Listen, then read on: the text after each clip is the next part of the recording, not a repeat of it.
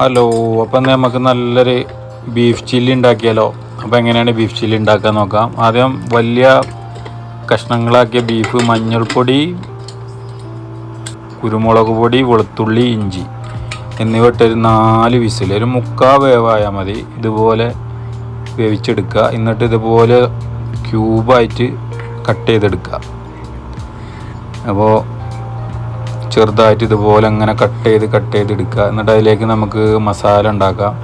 ഇതിലേക്ക് 2 spoon cornflour, പിന്നെ ഒരു 1/4 സ്പൂണ് മഞ്ഞൾപ്പൊടി, ഒരു 1.5 സ്പൂണ് മുളക് പൊടി,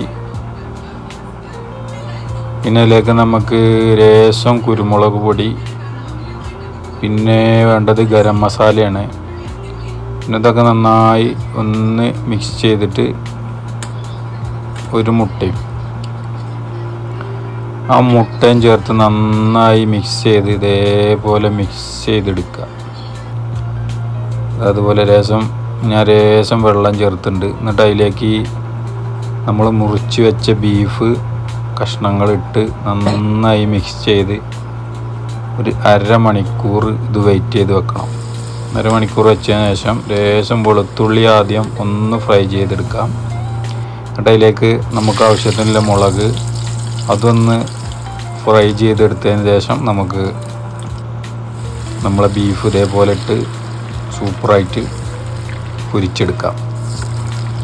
അപ്പോൾ എല്ലാവരും ഉണ്ടാക്കി നോക്കി അഭിപ്രായം പറയാം. നമ്മുടെ വീട്ടിൽ ഗസ്റ്റുകളൊക്കെ വന്നാൽ നല്ല ബീഫ് ചില്ലി വളരെ പെട്ടെന്ന് ഉണ്ടാക്കിയെടുക്കാം. ഇനി നമ്മളെ വീട്ടിൽ സൽക്കാരങ്ങളൊക്കെ ഉണ്ടെങ്കിലും ഇതുപോലെ ഫ്രൈ ചെയ്ത് വാങ്ങി വെക്കാം. അപ്പോൾ ഓക്കെ, എല്ലാവരും ഉണ്ടാക്കി നോക്കി അഭിപ്രായം പറയാം. എൻ്റെ ചാനൽ ഇഷ്ടപ്പെട്ടാൽ ഒന്ന് സബ്സ്ക്രൈബ് ചെയ്യാം. അപ്പോൾ okay, thank you so much.